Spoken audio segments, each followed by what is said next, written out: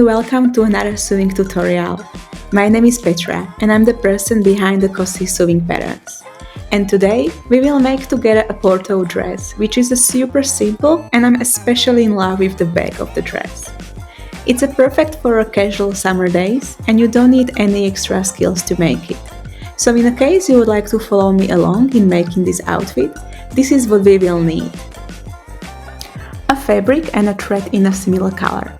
I'm using for today's project a muslin, but almost any kind of fabric would work, for instance a cotton, linen or a viscose. I personally prefer lighter fabrics, so the final look is wavy and romantic. Next, we will need the scissors, pins including a safety pin, measuring tape, sewing machine, iron, half a centimeter wide elastic band, which I forgot to add initially to this overview, and finally a tape and a sewing pattern. I will link below the website where you can download it from, and now we can move on to the printing of the pattern. Once you get your pattern, you receive 4 different documents. One of them is the instructional material. You don't need to print this one, but I would recommend to read it, as it should include all the essential information, including the size table. There are 3 different available formats: A0 and A4 and the US letter. Select the one that is the most suitable for you. A0, unless you have a special printer, can be only printed in a copy shop. US letter format is mostly used in the US, and A4 is the most common format used, for instance, in the Europe. I'm printing mine in A4. When printing the pattern, I would recommend to print the first page first and make sure that the scales is set to 100%.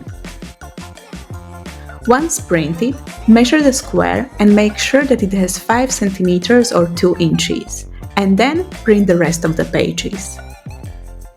Working with the pattern should be quite easy, as this pattern is trimless. We will be using the dotted lines as a guideline, as well as the indicators in each corner. The indicators should navigate us towards the next page. Look for matching numbers and letters and simply lay the paper on top of them directly on the dotted line. Continue the process until you run out of the paper, and then tape it together and cut it based on your size.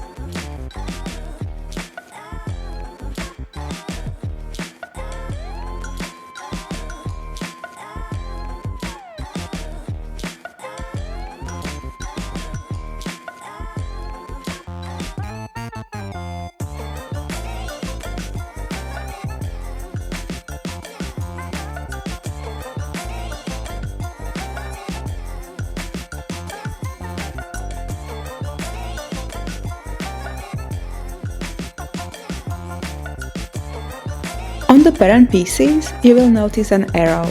This arrow should run in parallel with the direction of the wave of the fabric, also known as the grain of the fabric.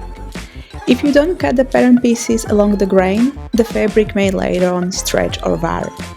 So cut your pieces out and make sure that the fabric is on fold and the fold part of the pattern matches the fold on the fabric. Pin the pattern and fabric together before cutting.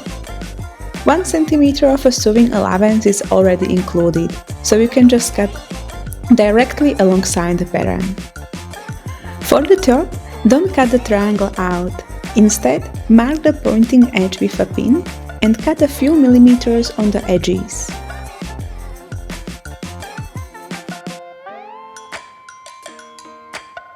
Or simply mark the entire triangle with a fabric pencil. Once done, you should have 2 top parts, 4 straps number 2, 4 straps number 1, 1 strap number 3, and 1 back and 1 front bottom part. Let's start with the strap number 1. Grab 2 pieces and match them together with the good sides facing. And by the good side, I mean the side of the fabric that will be visible once you wear it. The fabric which I'm using doesn't have a good or a bad side at this moment, as both of the sides of the fabric are equal. But in the case you are using a fabric with a good and a bad side, make sure that the good sides are now hidden and facing each other. Once matched, pin the parts together like this. We will sew with a straight line the sides and the top part. the bottom part will stay open.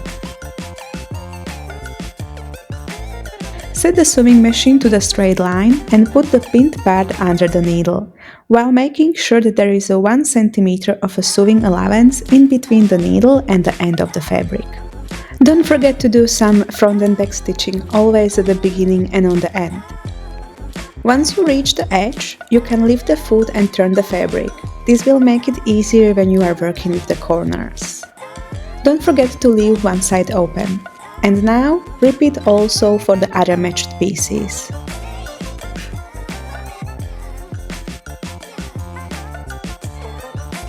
Now grab the strap number 2 and do the exact same thing as before. Match the pieces together with the good sides facing, pin them and sew with a straight line 3 sides, leaving the bottom part open.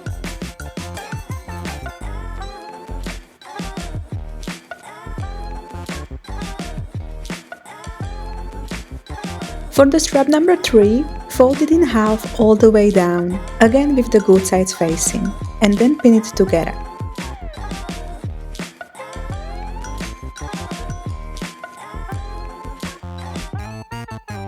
Once done, sew with a straight line from the top till the bottom.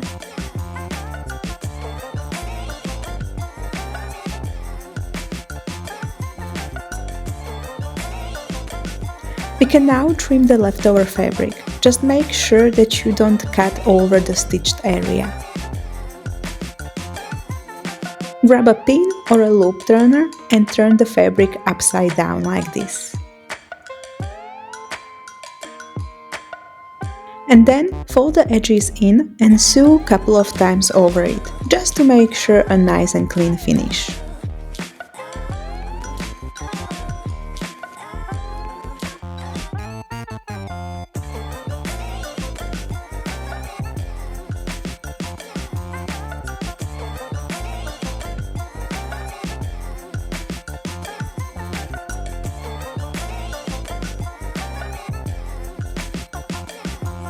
Once the straps are done, we can continue with the top.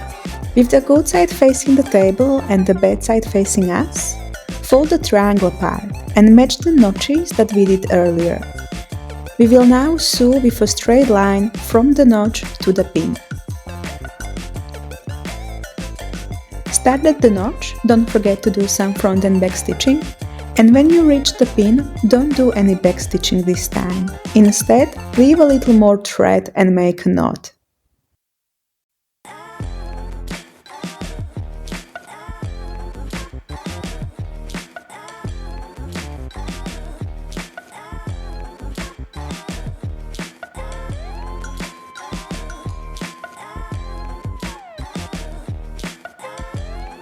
Repeat the same also for the other side of the top.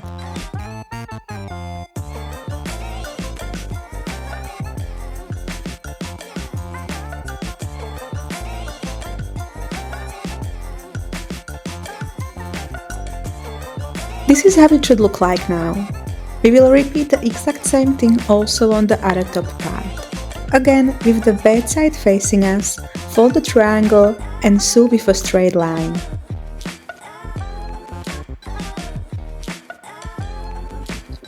Once done, iron the triangles down, just like this.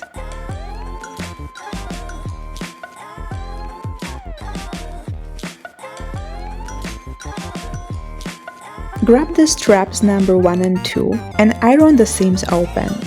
This is not a mandatory step, but if you always iron the seams open, the final product then looks much more nicer and professional. Lastly, I will also iron the strap number 3. We will now again work on the straps. Cut the corners out just above the stitched area, and then turn the fabric right side out on all 4 pieces.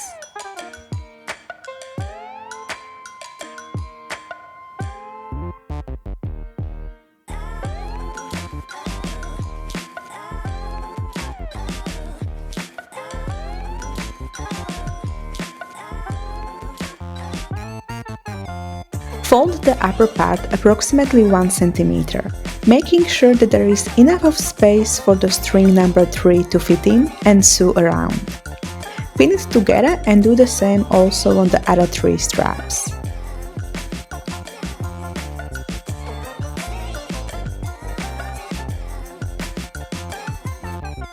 And then sew with the straight line as close to the edge as possible.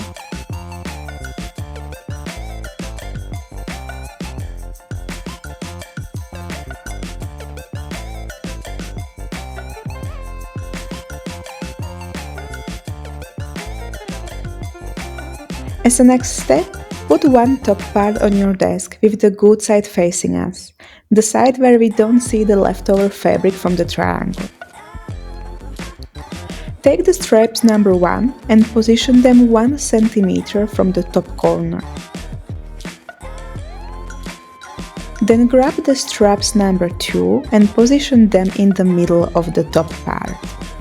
There should be also approximately 1 cm on each side as a leftover. Now with the bed side facing us, position the other top part on top of it and pin it together. Make sure that the straps are pinned and that they didn't move.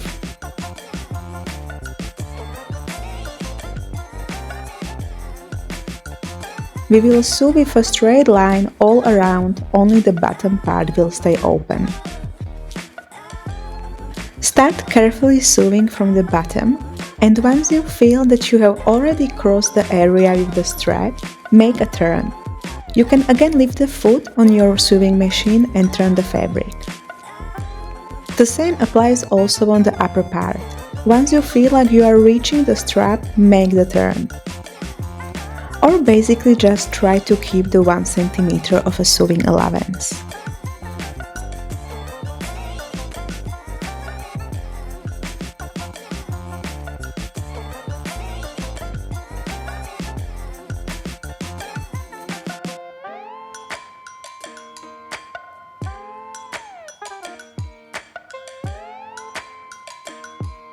We will now again iron the seams open for a final nicer look. And then we can also cut a small notch on the neckline area. And once done, we can turn the top the right side out, and just like that, the top part of our dress is done. Grab the front bottom part and open it. We will sew with a straight line this area. But before you start sewing, change the setting on your spacing to at least number 5. Put the fabric under the needle, and this time don't do any back and front stitching on the beginning and neither on the end. When sewing with a looser spacing, the fabric should wrinkle a little bit, and that's what we want now. If your fabric is not wrinkly enough, don't worry. You can pull the thread on each side and gather the fabric equally across the whole skirt area. Just keep adjusting the wrinkles by pulling the thread and by moving the middle part until you are satisfied with the result.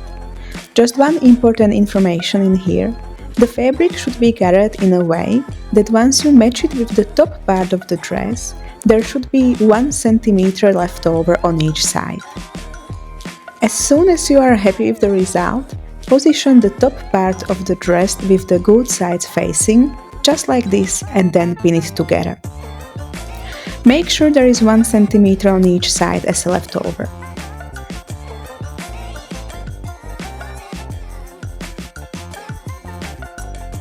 Now this is how it should look like.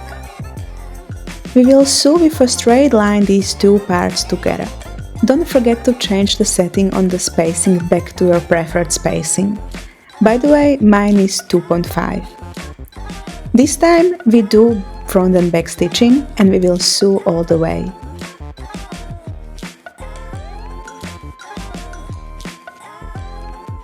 Now for the back bottom piece.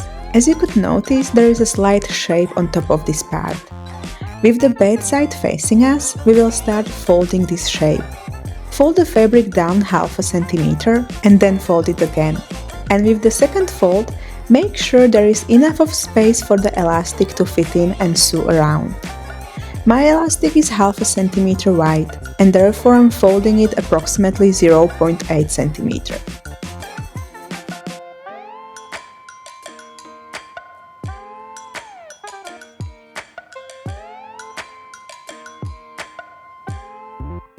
Once done, sew with a straight line as close to the edge as possible.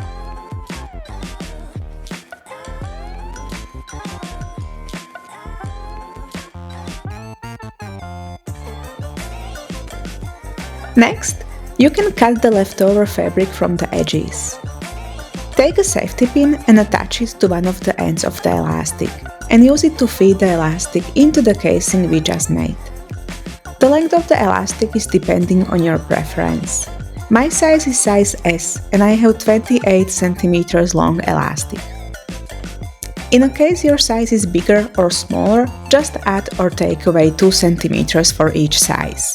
So for instance, if you are size L, cut approximately 32 cm. In a case you would like to have the back part looser, cut even more. I actually always recommend to start with looser elastics, because you can always make it shorter if you need to. As soon as you reach the end of the elastic on the side where you started, you can just sew around it a couple of times with a straight line to keep it in the place.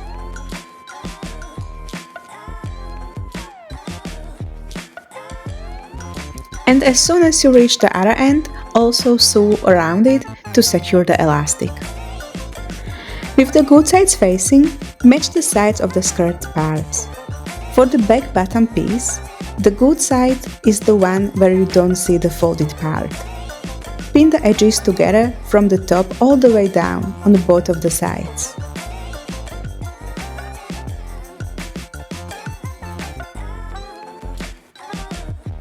Sew the pinned parts together with a straight line.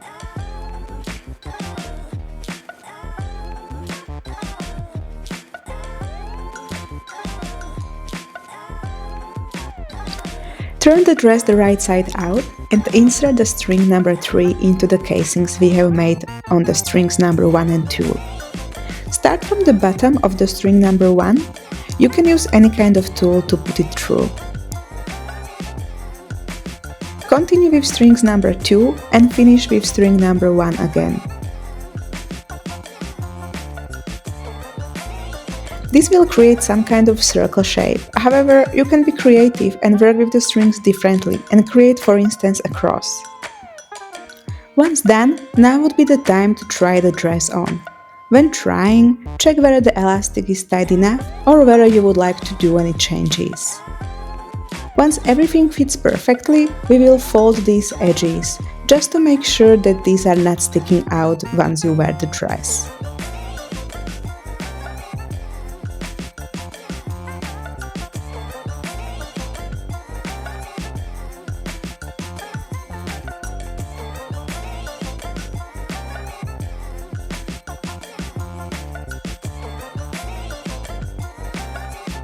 Next, you can iron the seams open and we will overlock the edges.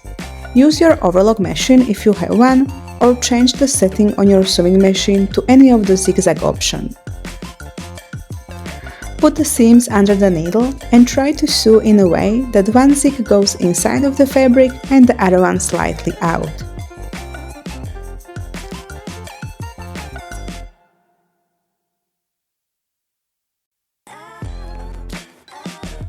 As the last step, we will work on the bottom of the dress. With the bed side facing, fold the fabric up approximately half a centimeter and then fold it again. In a case you would like to have the dress maybe shorter, cut it or fold even more. Pin all the way around and then sew with a straight line as close to the edge as possible.